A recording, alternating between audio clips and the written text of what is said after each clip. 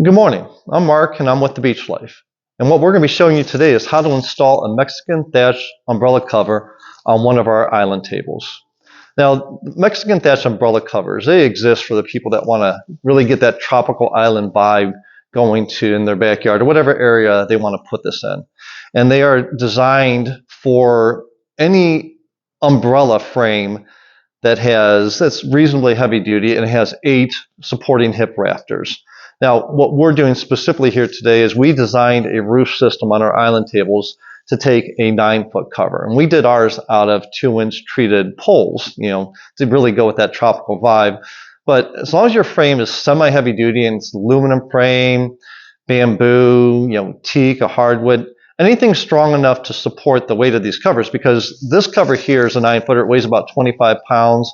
But the bigger covers can go up to about 60 pounds. So that's why you got to have a stronger frame to set it on to support that weight. Your cheaper ones that you get from some of the box stores, those just aren't going to cut it. So as long as it's got 8 supporting hip rafters on it, then this should work for you, because that's really what they were designed for. We actually designed our table specifically because these covers existed. So, and these covers, you can actually get in the 9-foot diameter, they actually make a synthetic thatch umbrella cover that we'll also be installing in a later video.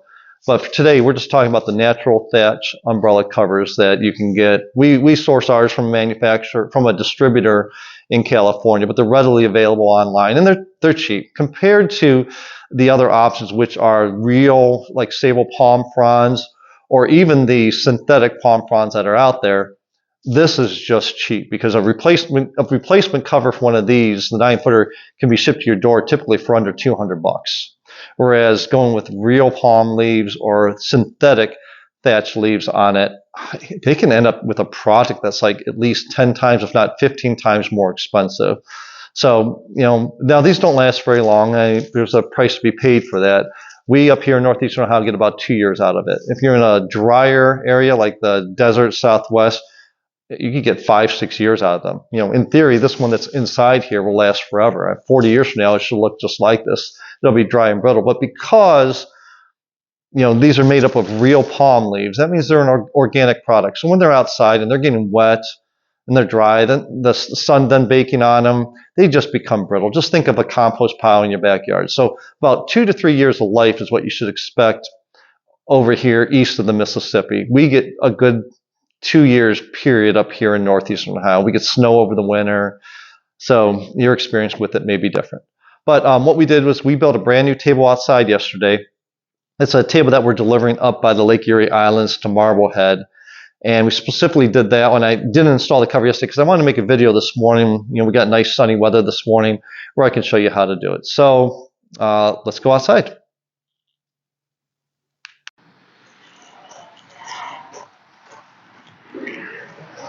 Okay, so here's what your umbrella cover is going to look like after you get out of its shipping package. What you'll notice is there's a seam where it's folded together while it was shipped. Back side's just rounded. So you want to look for this seam, okay? Because this seam here is what you want facing up when you set it on top of your roof.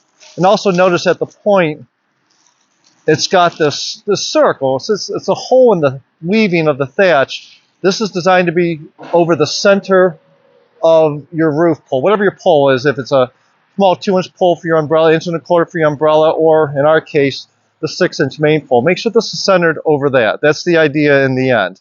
And then the idea is to, once it's sitting up there, then we're going to cut it right here, being very careful because the thatch itself is very fragile. So when we use our razor knife, we actually cut upward, not inward, because if you cut inward, you're going to snag these, and once you cut it, it rips there. So we're going to cut upward, or if you use your scissor, be very careful. So make sure, once it's up there, you're careful when you're cutting the twine so that you don't accidentally damage that, the thatching.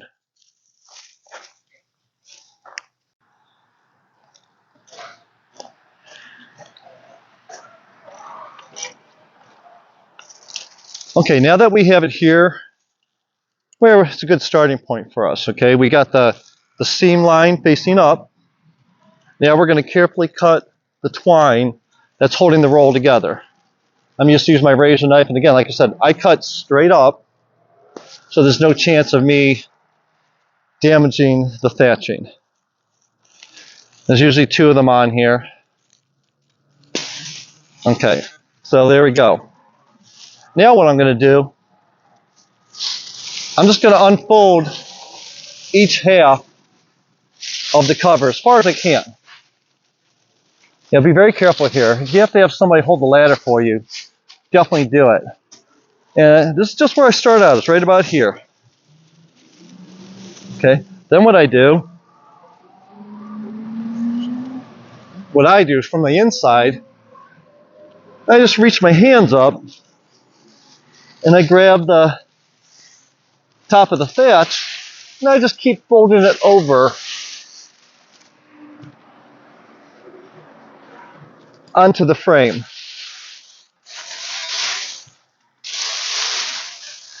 Like so.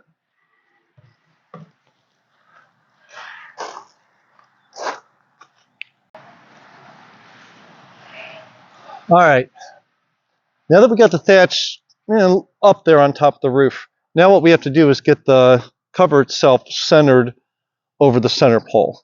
So what I like to start doing at that point is, I try balancing out the thatch to start with. I will pull down on the sides of it all around so I have about the same amount of overhang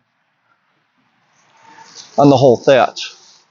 And then on my table here, what I do is I stand up, find a way to get close to the center, and I find that center part up here that I showed you earlier in this video. And that's right now when I'm centering over the middle of my pole there. All right, so that's about centered. Now, what you're going to see is there are 8 hemlines in the thatch. Let me grab the video so I can show you exactly what I'm talking about. Okay, what I want to show you now is what it looks like from the underside. I got it placed up top. I got it, reasonably centered. I'm going to keep adjusting it as I finish assembling it, okay? What you're looking for a couple things. You're going to notice, the different weaving. Like I said, this is all hand woven. And then you're going to see these lines. There's 8 of them. These are called hemlines. And they look different than the regular weaving. There's one there, one there, one there, one there. Yeah, those are the hemlines. And those hemlines are designed to sit on top of these rafters. Why it matters and why it's so important is, let me back up here and show you. If you look at the way the thatch is drooping, it's not real symmetrical. It actually has this, you see it really right here. It goes up and down. So the hemlines are designed, actually, here's a great way to see it. The hemline right here, you can see that's the lowest part of the droop. Those are designed, they're weaved a little bit longer at the hemlines so that once installed, it's got a really symmetrical pattern going around the whole bottom of the roof. You can kind of see with that one, that's actually the artificial top that I'm going to show you in the next video. But it's got a pretty symmetrical bottom line going around there. But the only way to get that is by making sure the hemlines are right on top of the hip rafters, okay? So what I'm going to do is I'm going to put the camera back on the tripod, and then you're going to see me position all the hemlines above the hip rafters, and then I'm also going to make sure that it's centered over the main pole.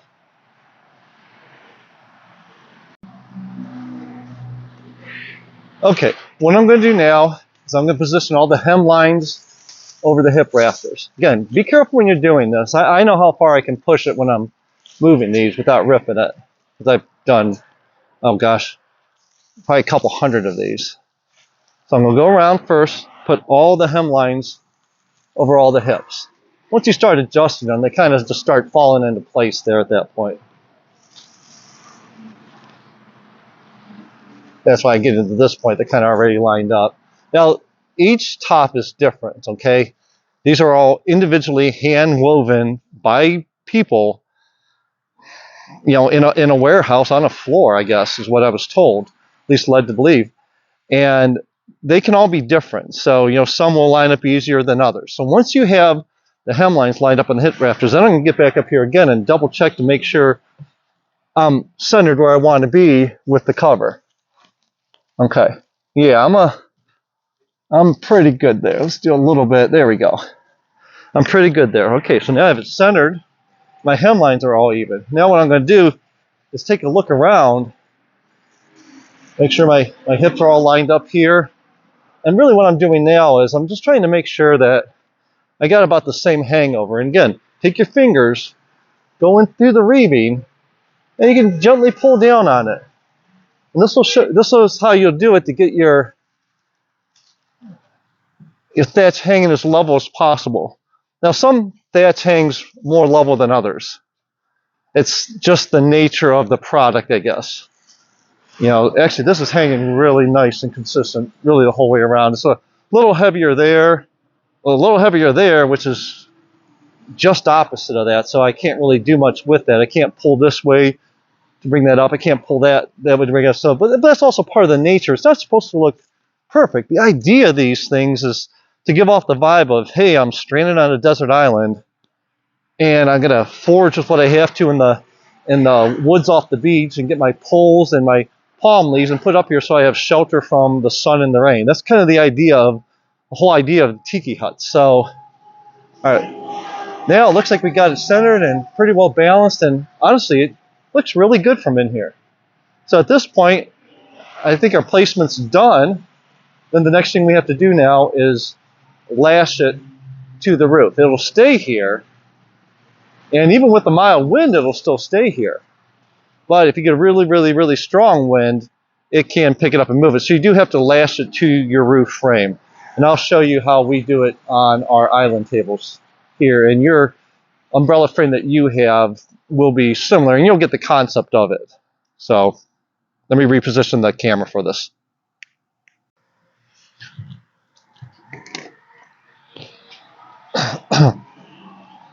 Okay, the last thing we're going to do is lash down the top.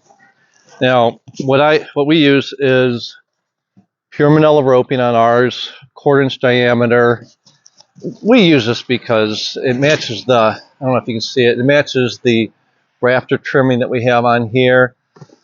And we only stay with the vibe. We like staying everything being the natural vibe like that, except for the brightly colored tabletop and the stools. But that's why we stay with manila. It goes with the flow of it. You can use whatever. When we used to get these years ago, they actually used to come with just white zip ties. So however you want to lash it down to it is your choice. But this is what we use. And what I do on this is, let me get a whole bunch out here to get started with. I like running I wrap around all my bottom purlins and around the edges of the rafters the whole way around the roof. So, and how I do that, and this is what I wanted to show you, okay? As I come down here, I kind of come right where this is sitting right here, and I'm going around the hem mark. Again, here's my hem mark, so I make sure that's centered.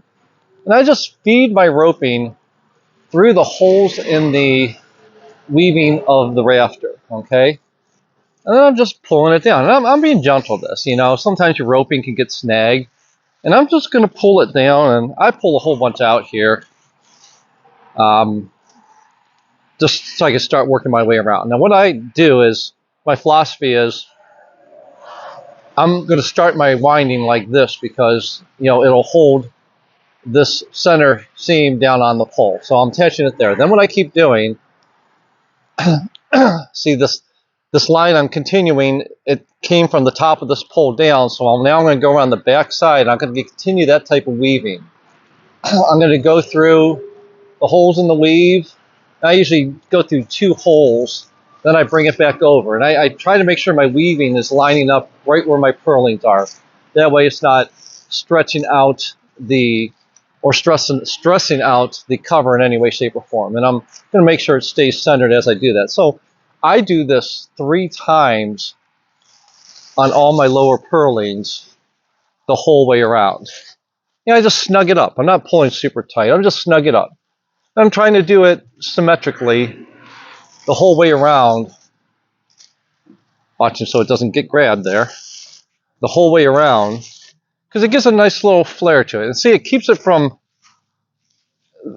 from blowing off of there. These will still flutter, which they're supposed to do, but it'll keep it now solidly in position, flexible enough so it won't tear, but solidly in position so you get even 100-mile-an-hour wind won't do anything with it unless it's totally disintegrated. Okay, and then what I'm doing now, as I'm going to go underneath my hip rafter. I'm going to throw my roping around the seam in the thatch top, and I'm going to pull it down again. Okay, and now I'm just going to keep going around the roof like this.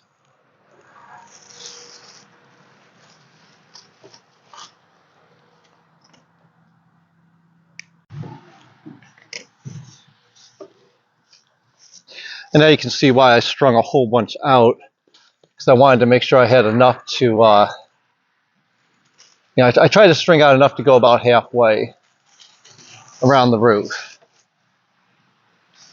And then when I get halfway around this way, then I'll go back to where I started and just continue the other way. So here again, I'm going around the hemline, making sure I include a few of the weavings in here. It gives it strength. That way it's not just holding one small piece. Like if I go through here and to here, then I just get this little piece that's holding on. I don't want to do that. I want to go through like these. I want this piece and this whole other piece to hold it down, or maybe even a couple like this. Just gives it some extra strength. And that's what I'm going to do the whole way around here. And I'm not going to tuck your ear off the whole time. I'm just going to keep doing this. Probably run it forward a little faster on the playback here.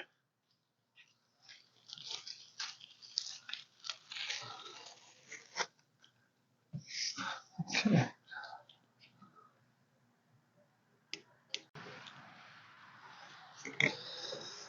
All right, now what I'm going to do is I'm going to string out a pretty long run here, because I'm trying to make sure I finish up with one continuous piece. I'll probably have some extra here, but I'll use it for something on something else eventually. So, all right, and now that I'm going to start over this side, to continue my pattern, I now have to go from the bottom side up around. And this continues my pattern that I had going here.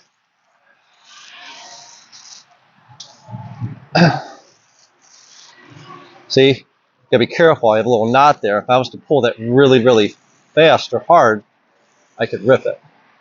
I could rip the thatch, and I don't want to do that. This thatch is, it's dried palm leaves. That's, ripped into strips and woven from there. But one thing you have to remember, it's dried leaves, though. So wherever you order a new top from, and when I say that, I really mean like out west on the West Coast from the distributor, they do offer products. I don't know if they can do it there, but they do offer products that you could put a fire retardant on here if you wanted to. Keyword, it's a retardant. Doesn't keep it from burning, it just slows it burning is what it does. We don't really install them. I've never personally had one of these catch on fire, but logic would tell you somebody's firing fireworks and that off real close to here, or being silly with fire. If you have an open fire pit 5 feet 6 feet from here, that probably isn't the wisest thing. So I keep mine plenty of distance away. We're probably no closer than 12 or 15 feet to our fire pit at home, and I don't really ever put them any closer at people's houses, or if I do, I make sure they know to move the fire pit, or they got to be very careful on it. But most people actually know that. Makes good logical sense there. And you can also You can try applying sealer. I've done these before. I've applied a sealer to them, like a water sealer, to try to prolong the life of the tops. But really, to be honest, I never see really any noticeable improvement, and I just stopped doing it because it still seemed like every 2 years we were having to replace them. And if people were getting longer than 2 years on it, then it was starting to look a little weathered and degraded anyway. So it just looks better without. They really didn't do anything to extend the life of it substantially in any way, shape, or form. Okay, now we're coming to the end of our lashing, and I'm going to show you how we finish it off here. Really no great anything the way we finish off, but I'm just going to show you how we do it. And I've actually put these on trailers and hauled them down the road just like this. And you go 50 miles an hour down the road, this will be back like this or fluttering, but they hold fine. Now, when I deliver them, I don't put them on there just because a lot of times I go on the highway, and just the whole idea of driving like that, if I don't have to, I don't want to. But when I've moved them locally, like close, and if customers moved, or somebody bought one of my displays, I won't take the top off for a close local move. So, all right, now I'm going to finish wrapping around my last purlin. And yep, I'll tell you what I'm going to do. I'm going to do this. I got a little more length here. I'm going to go one more time through here. That way I got plenty of room just to cinch them down. I don't do any special knot. I'm not a real knotsman here, but I do cinch them down and compress them together. Couple knots here.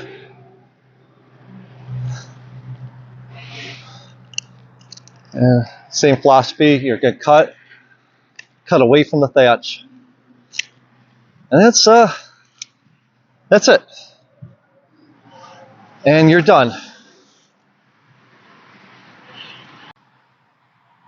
All right, our thatch install is done. Now, if I wasn't recording the video, that whole process there takes me about 10 to 15 minutes. That's really all it takes. But, nice and symmetrical around the bottom. And here's what's beautiful. See what that looks like up there with the blue sky? That just looks beautiful to me. Especially and look at the table. You got the little speckled light sitting here. So you can imagine being out here for your morning coffee, or when you get home from work at night with a drink. And you're just sitting underneath this, and you're staring out, and not necessarily at the sheds. Let's look over there. At whatever your scenery is that you're working on, whatever you're doing, add your little accents. You can do a cloth cover that says like Coors or Margaritaville or anything like that in the brightly colors, but you just can't replicate thatch. And like I said, I know these tops don't last very long. There's nothing I can do about it. It's just what it is. But they are cheap, and every 2 years, it looks like this again. So, well, I hope this helped you, and I hope you gained some tips from this. And this is how I do it. There's other people may do it different ways. Some people may lash it to those other purlins in there, but to be honest, it makes no difference. You just lash it on the bottom. It keeps it from blowing off. It's really all you can do. It doesn't serve any purpose to lash it anywhere else. To me, it doesn't really make them last any longer. Well, that's how you install a thatch umbrella cover. At least that's how we install them. So I hope you got some information from this video, so that if you're looking to install one on your own patio umbrella, that gives you a little more confidence in doing it, or at least you see how to do it. And really see, it really is pretty simple to do. Your technique of doing it may be different than this. You don't have to use manila rope to lash it. You could just use zip ties. You could use, I wouldn't use wire. Wire is real thin, and that can actually cut through the thatch. So I would always stay with roping to do, and the bigger roping you go. So I wouldn't use like a small twine. That's just I wouldn't do that. So, quarter-inch manila roping to me is perfect. But it doesn't have to be manila roping. It could be any sort of braided, poly rope or anything like that. So just give it enough girth so that it's not going to be like have a slicing effect on the thatch. So, if you like, by the way, if you like our table that we were working on and you want more information on it, I'll post a link below, or you can find us at thebeachlifellc.com. Again, thebeachlifellc.com, and maybe we can do one up for you. So, but till next time, thanks and have a great day. Bye.